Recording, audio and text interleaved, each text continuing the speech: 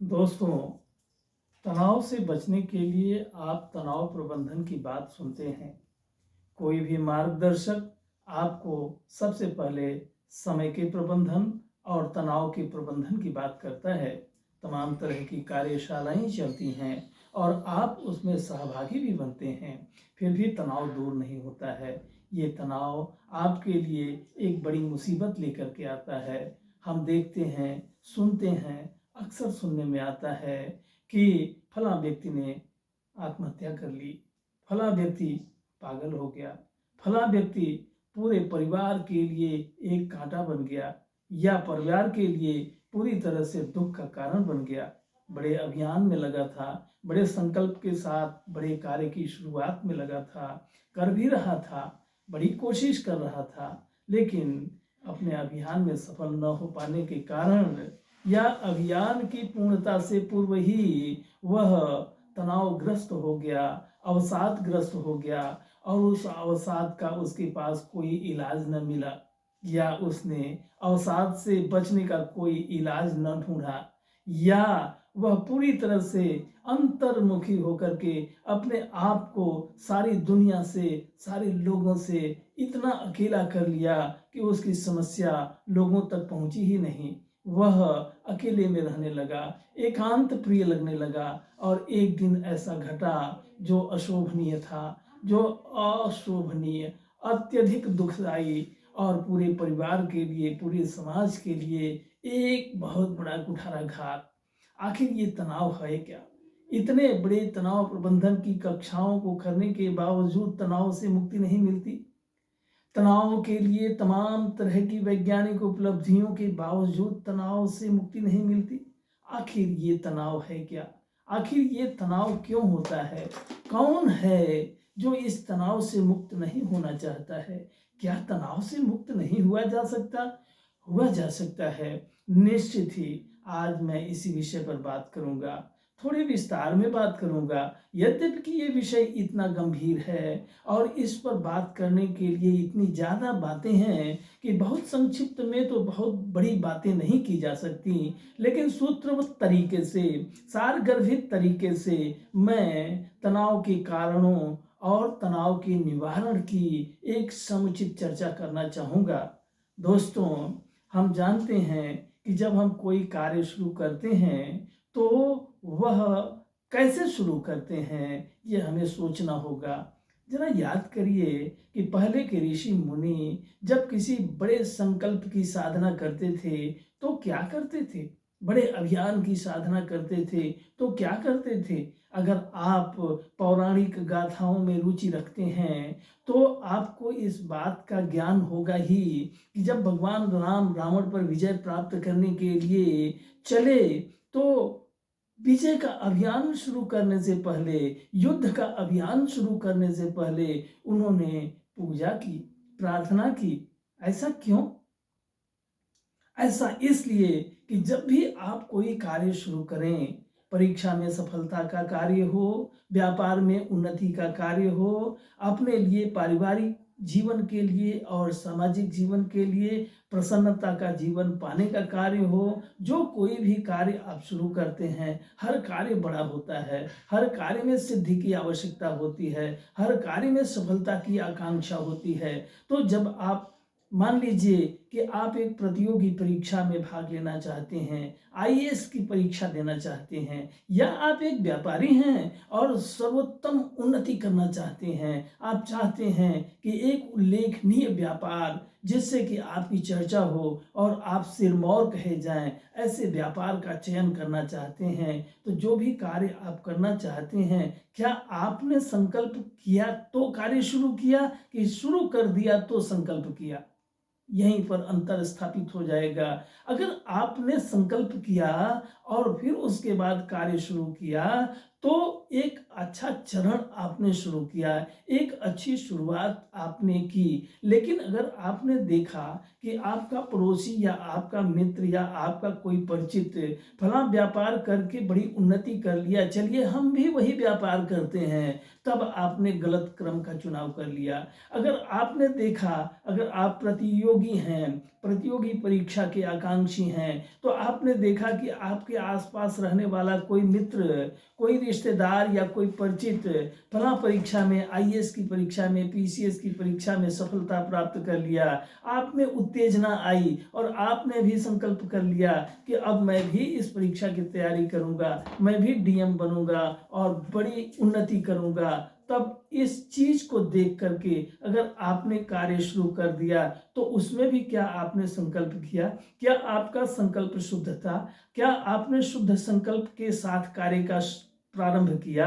अगर ऐसा आपने किया तो कदाचित आपने अच्छा किया और आप अच्छे क्रम से शुरू किए। लेकिन अगर आपने उत्साहवश, आपने अचानक की प्राप्त हुई प्रेरणा के वश आकर्षित होकर के एक जिज्ञासा जो तात्कालिक थी, उसकी वजह से आपने देखा देखी में कार्य की शुरुआत कर दी, तो यह आपने गलत क्रम का चुनाव कर लिया। आइए हम विचार करते हैं कि किसी भी कार्य में सबसे पहली आवश्यकता क्या होती है। दोस्तों, आप कोई भी कार्य शुरू करें, कोई भी कार्य जो आपका पसंदीदा हो, परीक्षा में सफलता प्राप्त करना हो, आईएएस बनना हो, पीसीएस बनना हो, व्यापारी बनना हो, कुछ भी अगर आप करना चाहते हैं, तो आप सबसे पहले क्या करें? एक क्रम का अनुपालन करें। देखिए, एक व्यवस्था है। सबसे पहले श्रद्धा की बात करें, फिर उसके बाद हम भक्ति की बात करेंगे, फिर उसके बाद ध्यान और तब योग की बात करेंगे, और इन चारों की बात करने के बाद हम निष्ठा की बात करेंगे। आप ये न सोचें कि मैं आपको कोरे अध्यात्म की तरफ ले जा रहा हूं। आप ये न सोचें कि मैं लकीर का फकीर वाला सिद्धांत अपनाने जा रहा हूं। मैं पूरी तरह से वैज्ञानिक बात करूंगा, पूरी तरह से तर्क संगत बात करूंगा, और वह बात जो आज के परिवेश में, वैज्ञानिक उन्नति वाले परिवेश में अत्यंत आवश्यक है। कदाचित आज के युवा इस बात को भुला बैठे हैं और गलत तरीके का कार्य प्रारंभ करके निराशा के शिकार बनते हैं। परिणाम ये होता है कि तनाव उनका पीछा नहीं छोड़ता है। हम श्रद्धा की बात सबसे पहले करें। श्रद्धा क्या है? श्रद्धा आपके हृदय से उमड़नी चाहिए। श्रद्धा आपका आंतरिक विषय होना चाहिए। श्रद्धा आपका ब्रह्म भाव होना चाहिए। ब्रह्म भाव से आशय क्या होगा? आपके हृदय से निकली हुई आवाज, कहते हैं कि दिल से निकली हुई आवाज सच्ची होती है। अगर आपने किसी कार्य का संकल्प लिया है, तो क्या दिल से निकली हुई आवाज की वजह से लिया है? अगर आपके कार्य में श्रद्धा का भाव आपके दिल से उठा है, तब तो एक अच्छी बात है। अगर मन से उठा है तो ये बात अच्छी नहीं है, ये क्षणिक है, और थोड़ी ही देर में आपके मन से उठने वाली तरंग जिस तरह से विलीन हो जाती है, आपका संकल्प भी विलीन हो जाएगा। तो जांच करिए कि आपके कार्य का जो अभियान है वह हृदय से उठा हुआ अभियान है। आपने वाकई अपने हृदय से निकली हुई आवाज को सुना और उसके बाद कार्य करने का संकल्प लिया। अगर हृदय से निकली हुई आवाज है, तो उस कार्य के प्रति आपकी श्रद्धा स्वाभाविक रूप से उत्पन्न होगी, क्योंकि श्रद्धा एक परिणाम है। श्रद्धा एक आंतरिक घटना है, आंतरिक घटना है, हृदय से निकली हुई घटना है, हृदय से निकला हुआ एक अनुराग है, और इसकी वजह से भक्ति का उत्पन्न होना अवश्यम भावी है। भक्ति से तात्पर्य आप वह न समझें कि गए मंदिर में और हनुमान चालीसा पढ़ने लगे तो आप भक्त हो गए। आप किसी भी परंपरा का पालन करना शुरू कर दिए, धर्म का अनुष्ठान करना शुरू कर दिए तो आप भक्त हो गए। आप किसी के पुजारी हो गए तो भक्त हो गए। मैं उस दिशा में बात कर ही नहीं रहा हूँ। मैं तो बात कर रहा हूँ उस भक्ति की जो आपके हृदय से निकली हुई श्रद्धा की वजह से संकल्पबद्ध हुआ है। माना कि आपने आईएएस बनने का संकल्प लिया है और हृदय से आपके भाव उठे हैं कि आप आईएएस बनेंगे, और आप देश की सेवा करेंगे, आप अपना नाम रोशन करेंगे, आप एक महानता को अर्जित करेंगे। किस लिए? आर्थिक लाभ के लिए, यश, मान और प्रतिष्ठा के लिए, या देश की सेवा के लिए, या आपके हृदय का जो आंतरिक भाव है कि एक मनुष्य के कर्म का सही संपादन करने के लिए आप विचार करेंगे। अगर हृदय से निकली हुई आवाज होगी तो कभी भी किसी सोच का अतिरेक नहीं होगी, किसी सोच का व्यतिक्रम नहीं होगा, किसी भी गलत तरीके से उत्पन्न की हुई आवाज नहीं होगी, आपके हृदय की आवाज होगी। और निश्चित ही ये शुभ होगा, ये अच्छा होगा। और इस शुभ भाव से निकले हुए संकल्प के प्रति आपका अनुराग होगा, आपका लगाव होगा, आपका प्यार होगा। इस भाव को, प्यार के भाव को, इस लगाव के भाव को हम भक्ति शब्द का नाम दे रहे हैं। वास्तव में चाहे आध्यात्मिक क्षेत्र हो, चाहे सांसारिक क्षेत्र हो, भक्ति का मतलब निश्चित रूप से एक ही होता है। एक मंदिर में जाने वाला भक्त भगवान के प्रति इस कदर से वो श्रद्धावान है कि उसकी भक्ति उमड़ती है। लेकिन सांसारिक जगत में रहने वाला एक व्यक्ति अपने कार्य के प्रति इतना संकल्पबद्ध है, अपने कार्य के प्रति इतनी श्रद्धा से भरा हुआ है कि उसका मन भक्ति से पूरी तरह से भरा हुआ है। और भक्ति आत्मिक घटना होती है, आत्मा से निकली हुई आवाज होती है। ध्यान रहे, श्रद्धा आपके हृदय से निकली हुई आवाज है और भक्ति आपकी आत्मा से निकली हुई आवाज है। आपकी आवाज है, आपकी भक्ति है, आपका लगाव है, आपका अनुराग है। इसमें कहीं भी कुछ दोष नहीं मिल सकता, कहीं भी कुछ गलत नहीं हो सकता, क्योंकि आपकी ये निजी उपज है। अगर श्रद्धा के बाद आपकी भक्ति उत्पन्न होती है तो उस भक्ति का हमेशा ही सकारात्मक प्रयोग होगा, सकारात्मक विचार होगा, सकारात्मक मान्यता मिलेगी। और ये दो बातें अगर आपके जीवन में घटित होती हैं, आपके कार्य के प्रति संकल्प के लिए घटित होती हैं, तो ध्यान अपने आप लगना शुरू हो जाएगा। ध्यान से तात्पर्य क्या कि सिद्धासन लगा के बैठ गए और लगे मंत्र का जाप करने, वो ध्यान नहीं। मैं उस ध्यान की बात नहीं कर रहा हूँ। ध्यान का मतलब कि जो कार्य आप कर रहे हैं उसमें आपका ध्यान लग रहा है, जो कार्य आप कर रहे हैं उसमें आपका ध्यान पूरी तरह से लग रहा है, 100%, जिसे हम एकाग्रचित्त होना कहते हैं, जिसे हम पूरी तरह से कंसंट्रेट होना कहते हैं, उस तरह से हम ध्यान की बात कर रहे हैं। आपके कार्य के प्रति ध्यान, आपकी पढ़ाई के प्रति ध्यान, आपके व्यवहार के प्रति ध्यान और आपकी स्वयं की ईमानदारी के प्रति ध्यान। क्योंकि ईमानदारी एक ऐसा अवयव है जो आपके शरीर, मन, बुद्धि और प्राण से निकली हुई ऊर्जा को एक निष्ठ करता है।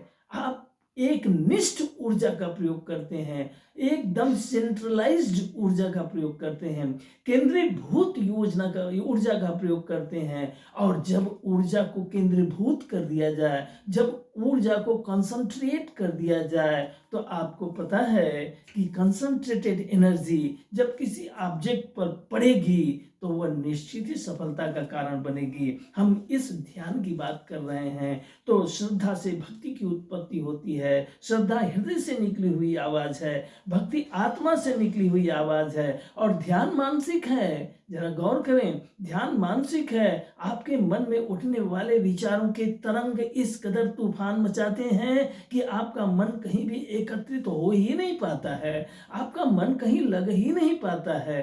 क्यों नहीं लग पाता है मन? क्योंकि मुंडे मुंडे मतिर्भिन्ना, तमाम तरह के मतों के शिकार हो जाते हैं, तमाम तरह के विचारों के शिकार हो जाते हैं। एकदम जिसको हम स्प्लिंटर्ड पर्सनालिटी कहते हैं, एकदम बिखरा हुआ व्यक्तित्व बन जाता है, कभी ये कभी वो, कभी ये कभी वो, और इस तरह से आप किसी भी एक बिंदु पर निश्चित ही पहुंच ही नहीं पाते हैं और वहीं आपकी असफलता का कारण बन जाता है। लेकिन अगर आपने क्रमानुकूल इस कार्य को किया, क्रमानुकूल कार्य क्या है कि पहले कार्य के प्रति श्रद्धा की उत्पत्ति करिए, फिर उसके बाद उसमें भक्ति का भाव भरिए और ध्यान, जिसमें मानसिक एकाग्रता की अत्यंत आवश्यकता है और वो होती है अगर क्रम से शुरू करेंगे। अगर बच्चा है तो बड़ा होगा, कोई संदेह है क्या? अगर कोई बच्चा है तो जवान होगा, इसमें कोई संदेह है क्या? अगर जवान हुआ तो वो प्रौढ़ होगा, बूढ़ा होगा, इसमें भी कोई संदेह है क्या? प्रकृति के इन विधानों में अगर आपको संदेह नहीं है तो विश्वास करिए, मैं प्रकृति के विधान के अनुरूप ही बात कर रहा हूँ। श्रद्धा, ध्यान, भक्ति, ये प्रकृति के विधान के अनुकूल की गई बातें हैं, ये शास्त्र सम्मत बातें हैं, ये विज्ञान सम्मत बातें हैं। इसको आप मानेंगे तो निश्चित ही आपको अपने अभियान में सफलता मिलेगी। तो अब जब 3 चरण आपके पूरे होते हैं, श्रद्धा का चरण, भक्ति का चरण, ध्यान का चरण। श्रद्धा हृदय का चरण है, श्रद्धा हृदय से निकली हुई आवाज है, भक्ति आत्मा से निकली हुई आवाज है और ध्यान आपका मानसिक है, मन से निकली हुई बात है, मन से निकली हुई आवाज है। और अगर तीनों का त्रिकोण जब आप पूरा कर लेते हैं तो योग अपने आप घटित होता है।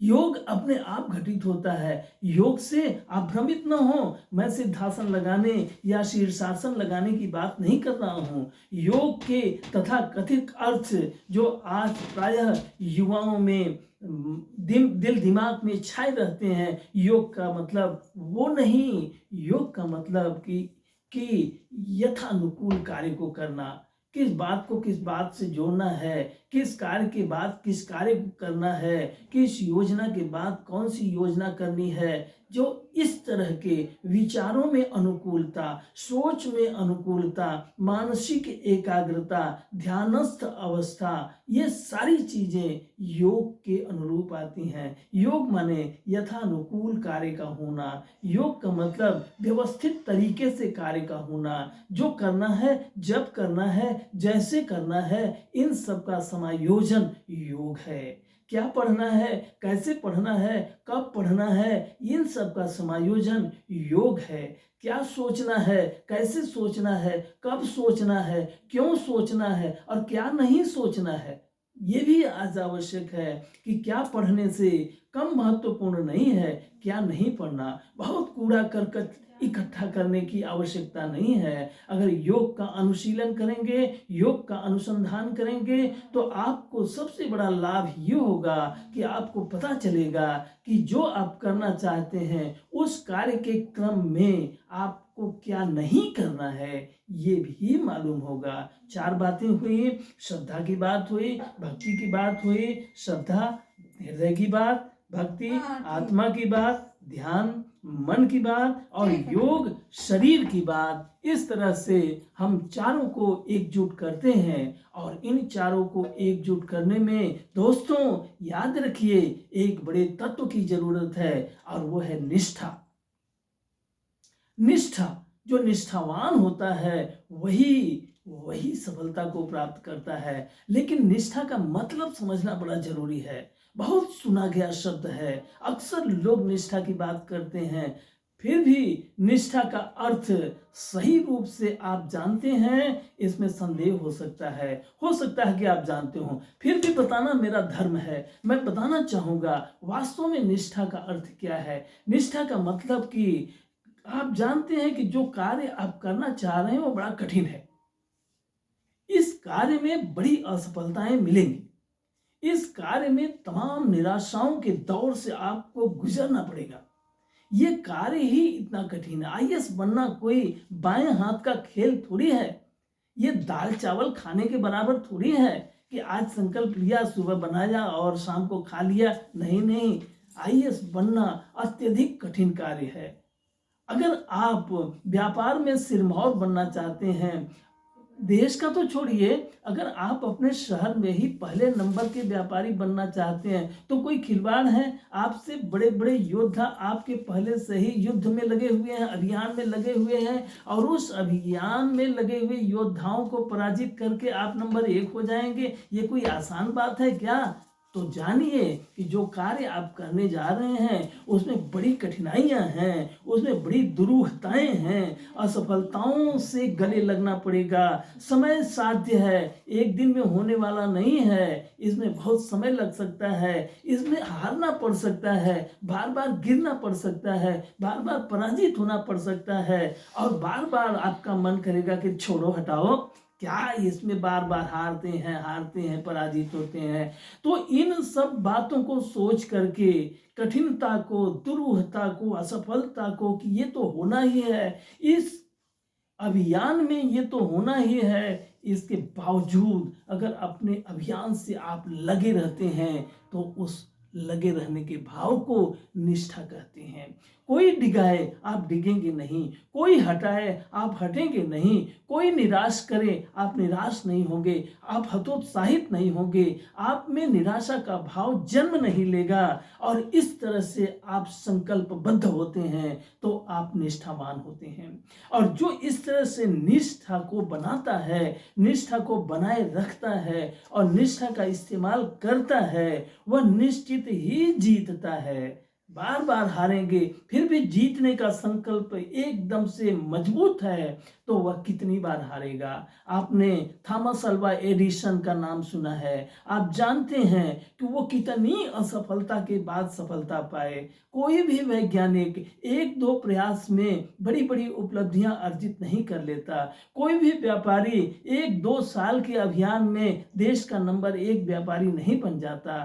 चाहे जिस दिशा में आप नजर उठा करके देखें, जो भी नंबर 1 हुआ है, जो भी सिरमौर हुआ है, जो भी सबकी नजर में आंखों का तारा हुआ है, वह एक दो प्रयास के बाद नहीं हुआ है। अत्यधिक कठिनाइयों का सामना करने के बावजूद भी अगर आप अपने संकल्प में पूरी तरह से लगे रहते हैं, छोड़ते नहीं हैं, तो उस तत्व को निष्ठा कहते हैं। अगर आप श्रद्धा में, भक्ति में, ध्यान में, योग में, इन चारों में समायोजन करने के बाद आप निष्ठा को अपनाए रखते हैं, निष्ठावान बने रहते हैं, तो आपको निश्चित ही सफलता मिलेगी, क्योंकि आपने इस बीच तनाव को एक किनारे करके देखा है। तनाव क्या होता है? असफलता माने तनाव, असफलता होगी तो तनाव होगा। हम एक बार फेल हो जाएंगे तो आत्महत्या कर लेंगे, हम एक बार फेल हो जाएंगे तो अपने हाथ की कलाई की नस को काट लेंगे। ये सब विचार आप में आएंगे ही नहीं, क्योंकि आप जब एक बड़े अभियान के लिए संकल्पबद्ध हैं तो जैसे ही आपका बड़ा अभियान आपके लिए हस्तगत होगा, जैसे ही आप अपने अभियान में सफलता पाएंगे, आपको उससे बड़ा अभियान आपके सामने नजर आएगा। आप कार्य करने की कला के प्रवीण हो गए हैं, आप कार्य को सही तरीके से सोचने विचारने में दक्ष हो गए हैं। आपके लिए कार्य कठिन है ही नहीं, क्योंकि कार्य को करने का क्रम आपने जान लिया है। तो दोस्तों, आज हम इस बात के जरिए ये एक आह्वान करते हैं कि अगर इस क्रम का पालन करके अपने जीवन में सोचे गए, विचारे गए किसी भी कार्य को करने का अगर आप संकल्प करते हैं तो सफलता मिलना तो अवश्यंभावी है, सफलता मिलना तो एकदम गारंटीड है। और एक बात की गारंटी यह भी है कि इसमें हताशा, निराशा, तनाव, अवसाद, इन सब चीजों के लिए कोई जगह ही नहीं रहेगी। आप तनाव से मुक्त रहेंगे। तनाव से मुक्ति का, अवसाद से मुक्ति का क्या इससे बड़ा साधन आपको कहीं मिलेगा? अपना करके देखिए, और हमेशा के लिए, अपने लिए नहीं, अपनों के लिए भी, सबके लिए भी तनाव शब्द से एकदम दूरी बना लीजिए। होगा ही नहीं, इस बात की गारंटी है। आइए संकल्प करते हैं क्रम से क्रम शुरू करने का। धन्यवाद।